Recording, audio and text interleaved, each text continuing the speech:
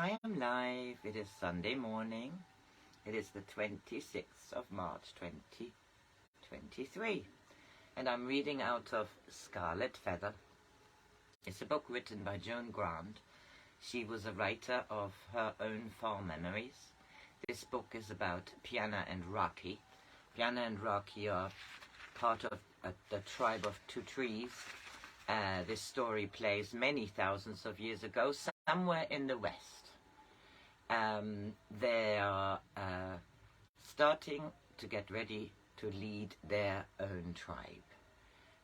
They have been doing ordeals, one of them being the Scarlet Feather. Both of them have a Scarlet Feather now.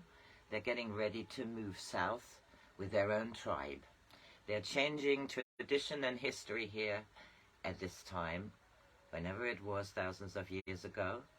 And we are now at chapter, I think we're at the 27th reading, Chief of the Heron. During the winter, our people had made for us the teepee of a chief. It was of double hides, painted with scenes through which Raki and I had lived.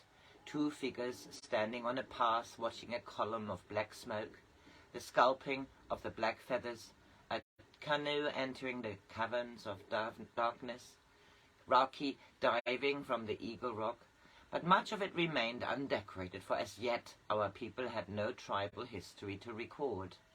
Instead of a center post, it was supported by 8 poles of birch wood, which is light to carry, carved with birds and animals between bands of the white and scarlet we had chosen for our tribal colors. On the day before we became chief, it would be taken up to the place where my mother's teepee had been set when Nakachi came to this new place of the corn growing. There we should begin the moon of the uniting, which henceforth would be the name given by our tribe to the first spring moon, to commemorate that men and women rejoiced together before setting forth on their journey to the south. The preparations for this journey were almost complete. Each man had made a piece of tanned leather, his height by twice his height, to be hung over a crossbar or a low branch to form a shelter in which he and his woman could sleep. Now, nearly everything we were to take with us must be new. The men had been making tomahawks, bows, both for hunting and war, fish spears, coils of rawhide rope. The women were busy with leather sacks to carry pemmican or corn, water skins, tunics for fur robes in plaiting. They were plaiting fishing lines or collecting feathers to fletch arrows. 10 of the squaws, led by Rokina, were making marriage robes for Raki and me, and as they wished them to be kept secret until we wore them, I had to whistle before entering the largest of the women's teepees so that they had time to hide them. I knew they were of white doeskin, because I had seen a few shreds of this lying beside the blanket in which they were wrapped, and suspected they would be decorated with feathers, as Tekini had brought back a number of blue jays, which he said were for Rukina. I made the ceremonial moccasins for Raki, though I often regretted the pride which would not let me give them to someone else to finish. Setting beads, as I admitted to Gorky, needs far more patience than stalking a mountain goat. He appreciated what I meant, for early in the winter we had gone into the mountains and stayed there 7 days before we killed the first of the 8 rams that provided the fine white fleeces which are used for a chief's blankets. All chiefs, before they make their oath to the tribe, fast for 2 days and 2 nights, drinking only water at sunrise and sunset. They must not lie down or sleep, but sit cross-legged in a teepee set apart, so that if the great hunters speak to them, even in a whisper soft as a falling leaf, their voice will be clearly heard. For this fasting, the teepees in which Raki and I had lived alone since we became Scarlet Feather were taken up to opposite ends of the semicircle of cliffs. During this period of separation, which was a symbol of all that we had undergone to gain as yet a yet closer unity, which was a symbol of all that we had undergone to gain yet closer unity, he wore the squaw's tunic that had been put on at our first parting, and I the breech-clout, breast bandage, and roughly patched tunic which belonged to that same bitter loneliness. I knew that below me in the encampment preparation for the marriage feast were being made. Yet all was silence, for no one spoke above a whisper, lest we who listened to be disturbed. In thought I returned to that night when as children we had watched my mother and father looking towards each other, divided by so much more than the curve of the cliffs. Between Raki and me, love sang like a bowstring, and the love of our tribe would be the arrow which would leap from that bow towards the sun. A marriage between equals had not taken place in any tribe during the memory of the ancestors, yet when I had asked Nakachik what words Raki and I should use to pledge our oath of eternity, he had said, "Your mother has told me it is her wish that I shall speak the words which will make you one at the dawn hour. Then, as the new chief, you and Raki shall unite those men and women who wish to follow the path on which you are the forerunners." What words shall we use to unite our people?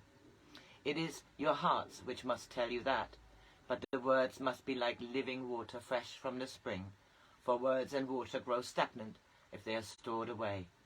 Your mother told me that the bright river which joins her country to our own must be ever flowing, that through the stream may echo the same wisdom, ripple after ripple. It must always be fresh and alive to keep its vitality.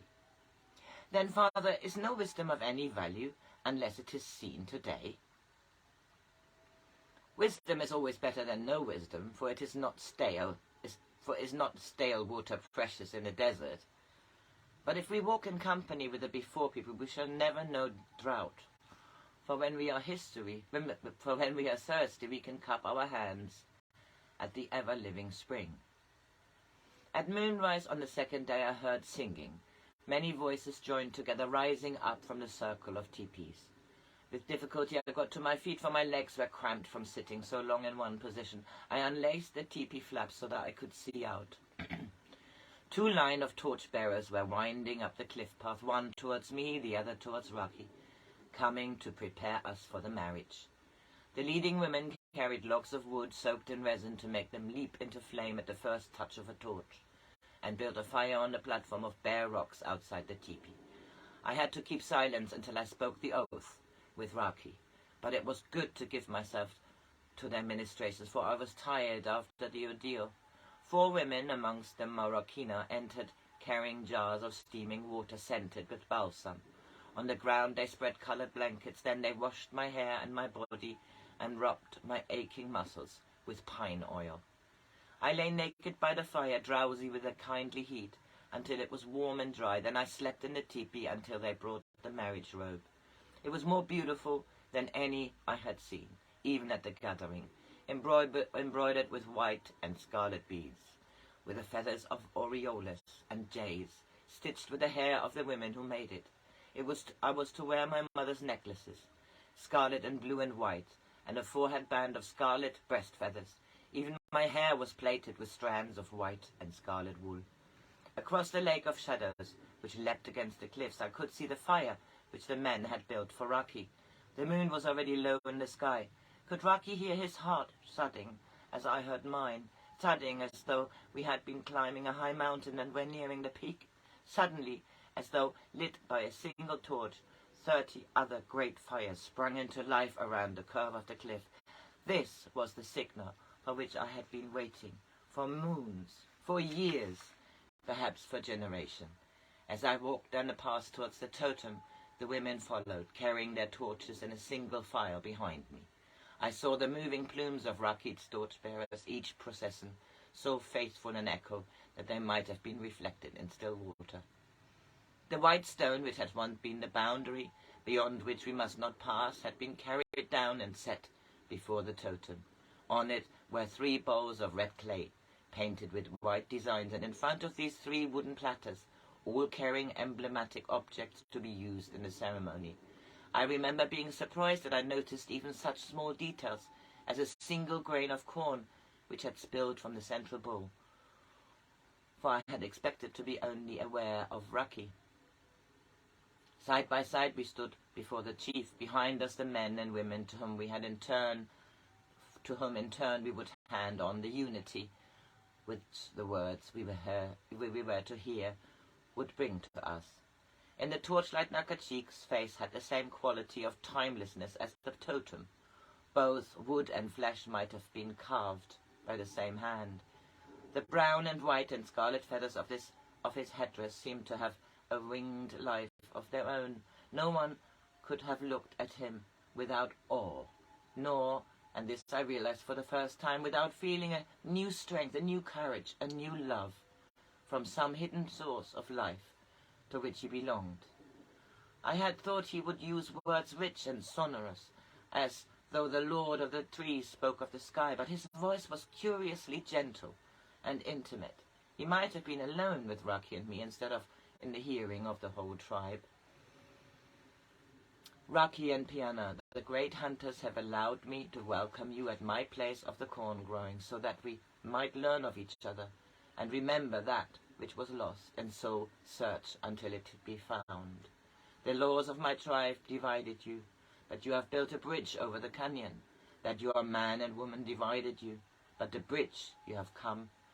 by the bridge you have come to unity. You are the man and the not man, the woman and the not woman. Being both, you are one, and being one, you're both. Now has the time come when you are to teach others that in duality there is unity, and that in unity there is duality. When you first came to me, I thought you were young and helpless children who had only to obey and to learn. Then I did not recognize that you already possessed the quality from which all others are born, the quality without which no others are pleasing to the great hunters. I saw the reflection of that quality in your courage, in your endurance, in your integrity, and it was reflected even in the skill you learned from others, woodcraft and the fletching of arrows. Then I began to ask myself, what was this quality which you possessed even as children? I knew it was the string without which bow and arrow are useless. I knew it was the whetstone without which the tomahawk becomes blunt. I knew it was the feather without which an arrow cannot fly to the quarry. I knew it was the river without which people perish of thirst. Still, though I could recognize its existence, I could not give it a name. It is a small word, and in my time considered unworthy for a man to use even when young and foolish. Love is the name of the quality. Because you loved each other, you were able to love yourselves. Because you loved yourselves, you knew yourselves. In that knowing came an echo of the wisdom of the before people who long ago drove the sorrow bird from the land where they live in peace. To this love shall you pledge your oath, and each day at dawn and at noon and at sunset you will say, I love us both, the male and the female.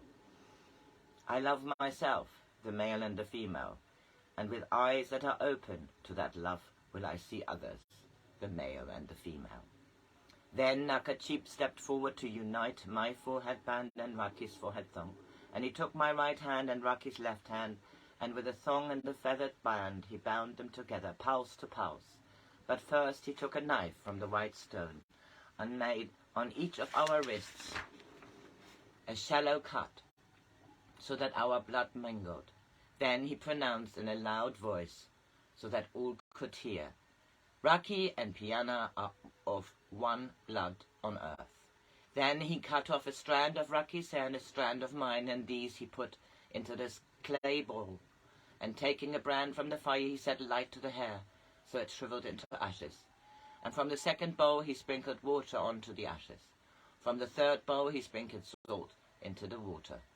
This oath shall endure after your bodies return to dust, for this water is the water of the river of life, and this sword is the riches of freedom, of wisdom, which you have won through the years of which has become part of you, and which has become part of you. Then he held out the bowl for us to drink, and when we had done so, he said, Raki and Piyanah are of one spirit on the other side of the water.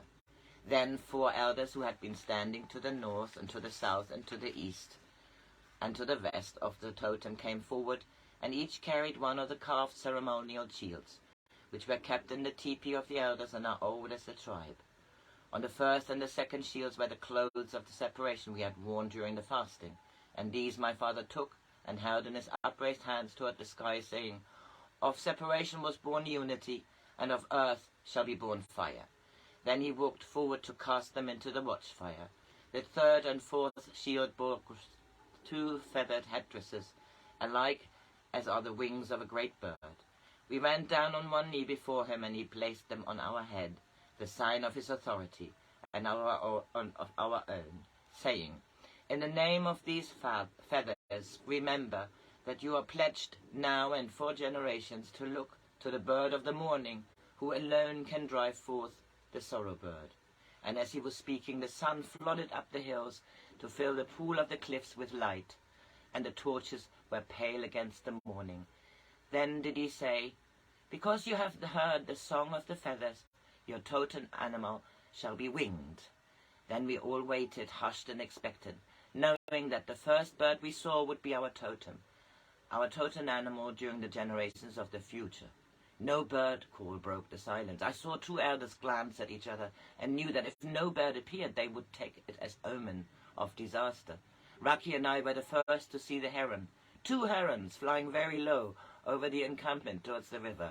The relief of the crowd was tangible as a wind. Raki and Piyanah, I, Nakachik, declare in the name of my totem that now and until both of you have crossed the river, you are and shall be chief of the tribe of the Heron. What I have given to you shall be given to your people, and that to you they shall give that which they have given to me. Your honor shall be their honor, and your courage their courage, even as their feathers shall be in your headdress, and their love in your heart. So I stop this chapter here because it's a long one. They are now married, and they have the tribe of the Heron. Have a lovely Sunday.